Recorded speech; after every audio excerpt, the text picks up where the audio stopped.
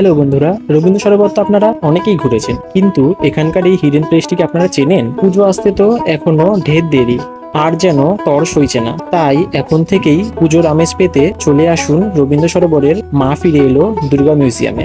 1 নম্বর বা 3 নম্বর গেট দিয়ে ঢুকলেই দেখতে পাবেন দুটো প্রদীপের স্তম্ভ। আস্তে আস্তে ভেতরে আসলেই দেখতে পাবেন কাচের ঘরে হিন্দুস্তান ক্লাবের সেই ঠাকুরটি। ঠিক তার উল্টো দিকে চেতলা অগ্রণীর কাঠের প্রতিমাটি চোখে পড়বে। বেশ দারুণ। এরপর এই দারুণ বাঁশের গম্বুজটির নিচ দিয়ে সোজা ঢুকে আসবেন মূল গ্যালারিতে। মূল গ্যালারিতে প্রবেশ করলেই চোখে পড়বে চারিদিকে সেই চেনা পরিচিত বেশ কিছু বছরের ঠাকুরগুলি। ছাদের মাটির ভাড়ের কাজ, চারপাশে ওড়িশা থেকে আহেরি টলা, কলকাতার নামজাদা সব পুজোর ঠাকুর এখানে থরে থরে সাজানো রয়েছে। বাইরে বেরোলেই চোখে পড়বে টেরাকাটা দেওয়ালটাও ছবি তোলার জন্য বেশ পারফেক্ট। মিউজিয়ামটি প্রতিদিন সকাল 7টা থেকে সন্ধে 6টা পর্যন্ত খোলা থাকে। এই উইকেন্ডেই চলে আসুন বন্ধুদের সাথে। দেখা হচ্ছে নেক্সট ব্লগে। ততদিনের জন্য বাই।